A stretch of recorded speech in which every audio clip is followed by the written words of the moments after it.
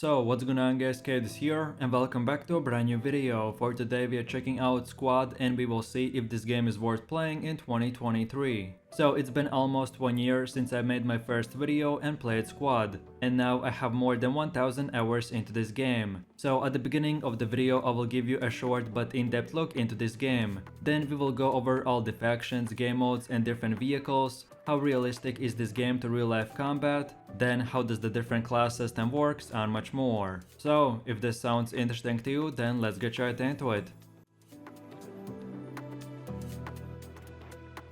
So Squad is a 50 vs 50 online FPS shooter that aims to capture realistic combat by using communication and teamwork. The main idea behind this game is very simple. Imagine being able to play the main character of a war movie and actually experience a war or a battle that we see in the 21st century movies. But in this 100-player battleground, every single player is the main character. So it's up to you and the other players to work together by using in-game mechanics to defeat the enemy team. I assume that almost every single player has once in their life played Call of Duty or Battlefield. But those games offer a quick 10 to 15 minute matches, with 20 to 30 eliminations per game. But Squad takes this realistic aspect and goes to a whole different level. Every single player has the same HP, so most of the time you can eliminate any player with just one shot, if it's a headshot, or as well it can take 2 shots. Which in that case scenario means that you shot the enemy in a leg or shoulder, which is not that important body part.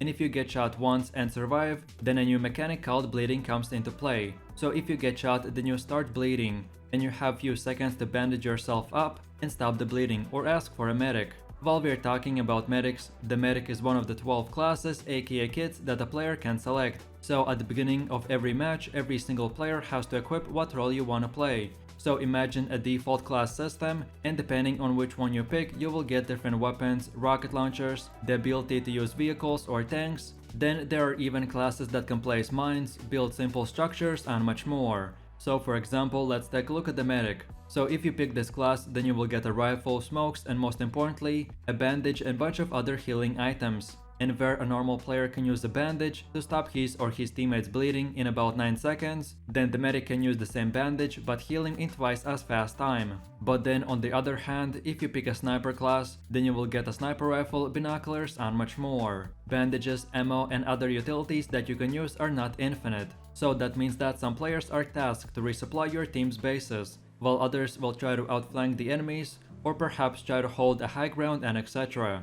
This is one of those systems that where squad and real life combat comes into play. So every team is split into 50 players. For those 50 players, there are smaller squads, which usually consists of 8 players. Before each match, players can create their own squads of 8 players, or join the other players' squads. And then furthermore, if the squad leader chooses, he can split his 8-player squad into 3 smaller groups, called Alpha, Bravo and Charlie. And that will mean that instead of saying a player's name and then ordering what to do, the squad leader can say just Bravo please go to my attack mark, and then all the players who are assigned into the Bravo team know what to do. And then lastly, each one of these 3 small groups get their own group leader, which can mark icons on the map. So this is another good segue into how the map system works. Unlike in Call of Duty or Battlefield, when a player gets eliminated, he can click respawn, and then you will be able to randomly teleport across the map. But in Squad at the start of the game, all players will spawn into their starting points, which are called the main base, and then from here they can use vehicles called lodges.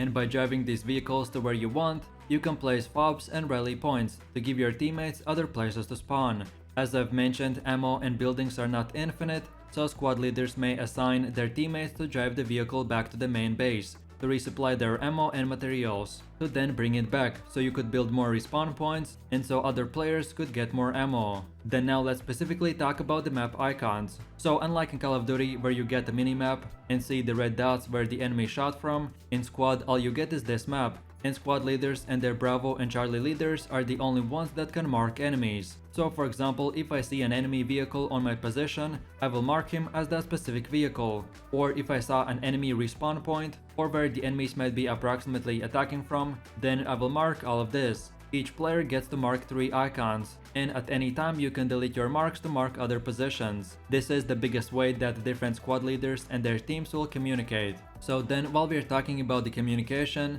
this is the biggest part of the game. Every squad leader gets access to local squad and command voice channels, while normal squad members will get access to local and squad voice channels. So by holding the V key, or depending on whichever you have keybinded on, you will be able to speak in local chat. So that means that all of your teammates will be able to hear you from about 20 to 50 meters. Then if you speak in the squad channel, then no matter the distance, all of your 8 squad members will be able to hear you. And then lastly, if you speak in the command chat, then only the squad leaders will be able to hear you. As I've mentioned, this is the biggest and most fun part about this game. Being able to give commands, communicate, to push together, or ask other teammates for resupplies is the core mechanic that will help you to win against any team. But with that said, this is one of those games that you have to use a microphone 100%. But when I say that you have to use a microphone, it really depends on how much. If you're a squad leader and giving commands, then you might use it all the time. But if you're just normal player, that you might only use it once every 5 to 10 minutes. When you get used to talking in this game, it will become very fun. And unlike in other games where you have to join Discord servers to talk and play together with different players, then in squad, all you have to do is join an 8-player squad and that's it. A month ago I remembered that I was sick for like 4 or 5 days and I tried playing squad, and the enjoyment without being able to speak was horrible, and I really got bored of the game in just half an hour. So if you wanna play this game, then you must, and I really do mean it, you must have and use a mic. Like I said it, if you don't want to, you don't have to speak much. But being able to say things like I copy, or revive me please, or the enemy team is attacking from southwest, are very short dialogues but which will help your teammates, and you will enjoy the back-to-back teamwork a lot more.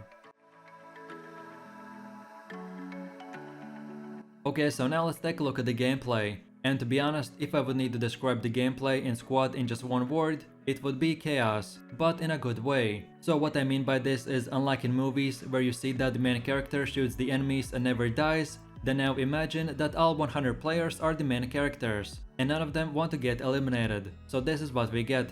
A lot of camping, tactical play, outflanking, artillery, and etc. When I just started playing squad, I was really confused and not happy with how the enemy team played. Most of the time I found myself dying from a camper. And this is when I started to understanding the whole game. Every time I had a problem with the game, it wasn't that the game was bad or really badly designed, but I was unhappy with the enemy players and how they played. And this is where the in-game mechanics again come into play. So after playing about 50 plus hours, I started learning that every faction has different weapons, and those weapons make different sounds. So one of the ways I know who and from where the enemy is shooting from is by the sound that the gun makes. After learning all the weapon sounds, I can easily tell if the gun that is shooting is AK-47, M4 rifle, the Canadian rifles, or etc. Then another way to see and predict where the enemies could be is from the map and icons. So each 30 to 60 seconds I open my map to see where the new marks are updated and from where I could expect to see the enemies. Then as well, by just playing the game, you will know all the popular spots where the enemies are more likely to be staying at and much more. Like in real life, getting used to combat and squad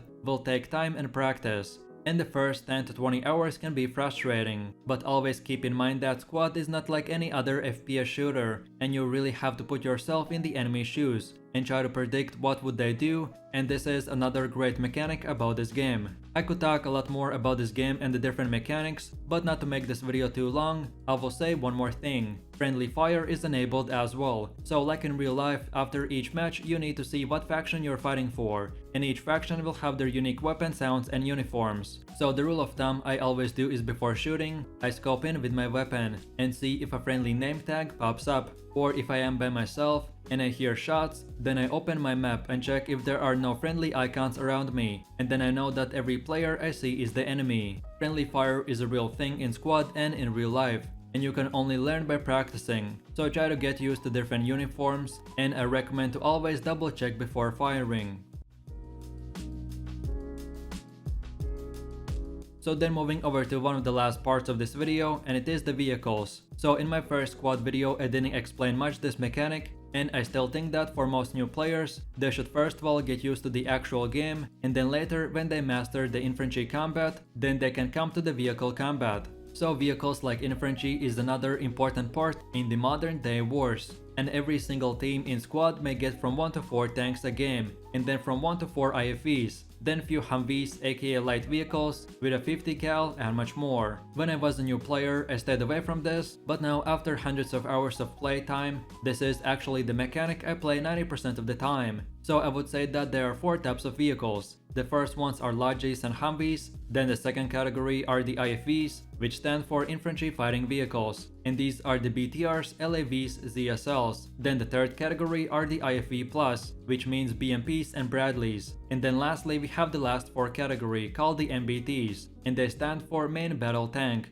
And as the name implies, these are the different faction tanks like Leopards, M1A1 Abrams, T-72s and much more. Each one of these vehicles have weak spots, and to operate one of them you need a special class equipped called the Crewman. And then for each vehicle you need 2 to 3 players to operate them, but usually 2 work just fine. So usually one player is the driver and the second one is the gunner. The driver will be able to usually see in 90 to 120 degree angle, and he as well will be able to see your vehicle's health, which is indicated with this bar. And then by looking at these different icons, you will be able to see each time you get hit, if you get tracked or if your engine is down and etc. And then the gunner has different weapons like the 50 cal, AP, HE rounds, smoke and much more. Each different vehicle has different HP and armor, and like in real life, tanks are the best and can destroy any vehicle, while IFVs, besides using a guided missile, can't destroy a tank. So again, like in real life, each vehicle has to know where to exactly hit the enemy, what ammo to use, because AP rounds, that stand for armor piercing, are the only rounds that can penetrate different vehicles, while the HE rounds, that stand for high explosive, are only used on infantry and much more. If you guys want to see a dedicated video on vehicles, then let me know that in the comment section down below.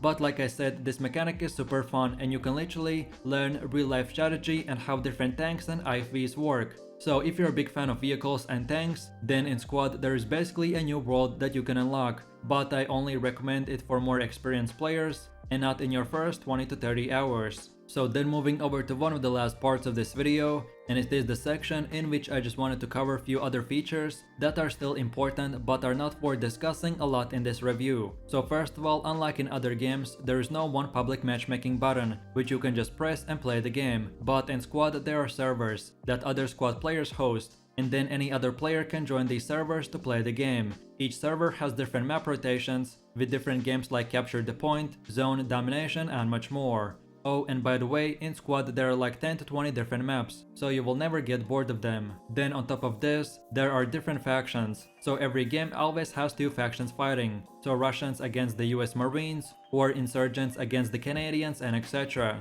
Each faction has different weapons, vehicles and uniforms. So when I say that Squad is simple in general gameplay, but still very complicated, then trust me, because for my first 500 hours, I was still learning a lot about Squad. And then lastly, there are a few more other things that we have to discuss. So first of all, you can mod in Squad, which means that other players have created different factions that are not publicly released, like the French Legion, Turkish Army and etc. You can even mod and play the Star Wars. All you have to do to get access to this extra content is find a modded server and download the mods from the Steam mode section. These modded servers are not that popular, but in prime times, so usually at night and after work, you can find full servers to play the Star Wars mode, or the French Legion against the Turkish and much more. These mods are free to download and will work the same like the original Squad game. Just with these modes, the textures might change, you will get access to different weapons, and in Star Wars, the whole game will basically change. I myself am not personally into them, but I have seen popular streamers trying these different modes and having a lot of fun, so I just wanted to let you know that there is a lot more content that you can get for free.